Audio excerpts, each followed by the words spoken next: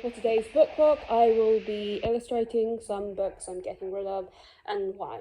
For the Thursday Murder Club, I could probably have a 20-minute rant on why I dislike the series as a whole, not even the first book. It has a fantastic premise of old people in a nursing home, well, actually, no, a retirement village, who each come from different walks of life, including a therapist, worked for the FBI, a former nurse, and a boxer.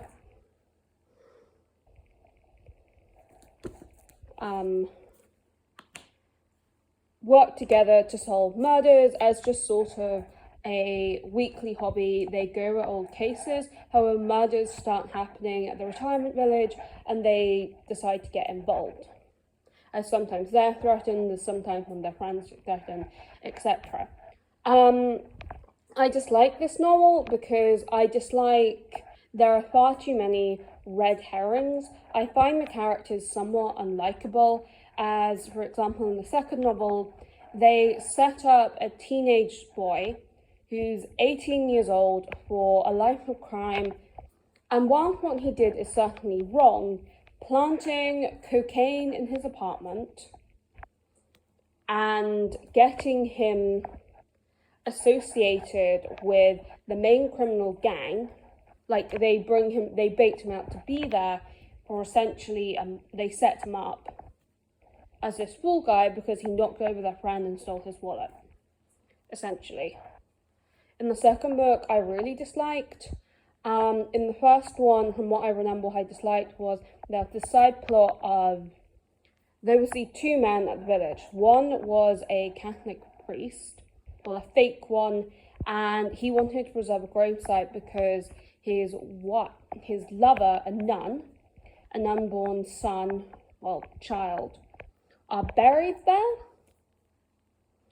So versus a man in the retirement village who essentially he's a white man married to an Indian woman who was a practicing and religious Hindu, and after she died, she wanted her ashes to be spread in a river in India.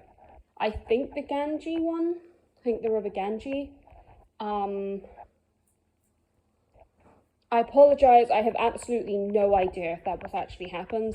That's just what happens in the book.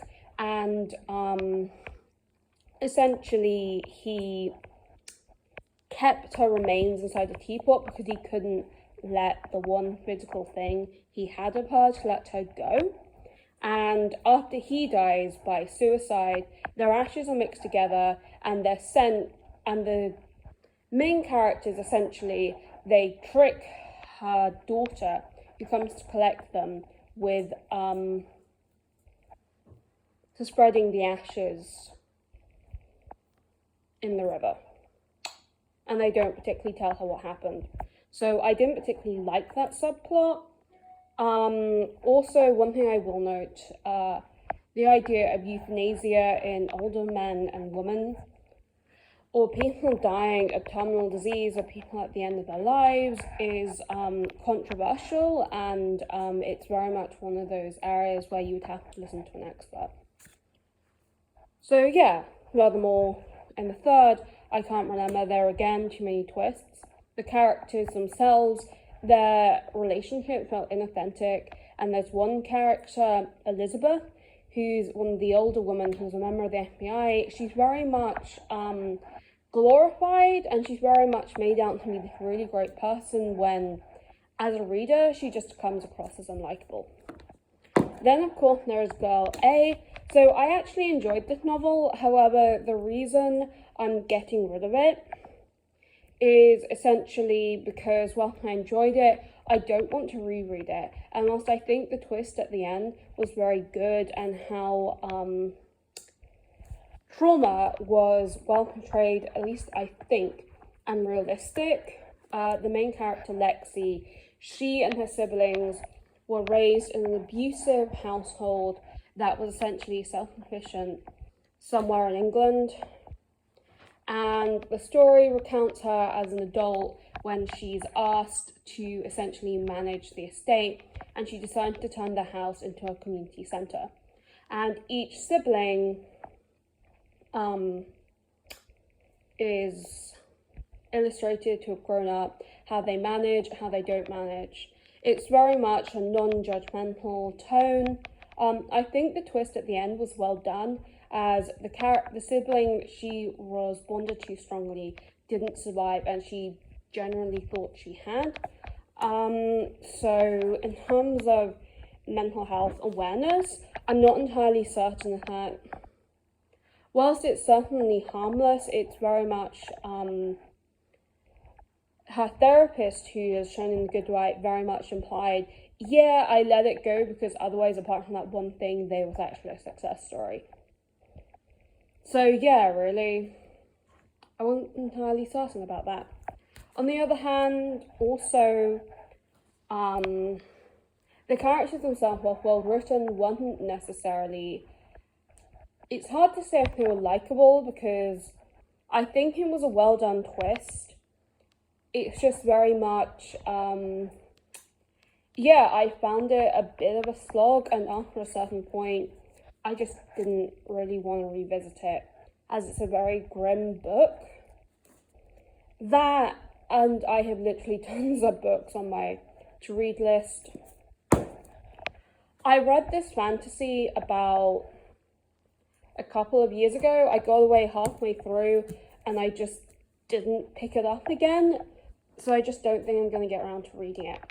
There was that, the main thing I disliked was the world building felt rather poor and stereotypical, and the main character, he's essentially, you know that you have that fantasy humanoid race that is overly perfect, overly well done, and they're just great at everything, and a lot of the time, when you think about it, there's also seen as European as well. Yeah, and they're just overly perfect, and it leaves a bitter taste in your mouth. The main character is like that.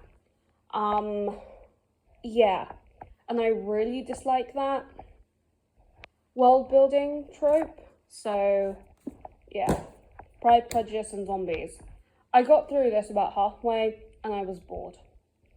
I do think the response, however, they're just going about their lives and worrying about fashion and marriage, etc., is really very good, and I do generally think the way people see it is somewhat realistic. I just found the tone really dull, and yeah, it's actually a really interesting idea in theory, just, you know, not a classic, but it is generally enjoyable.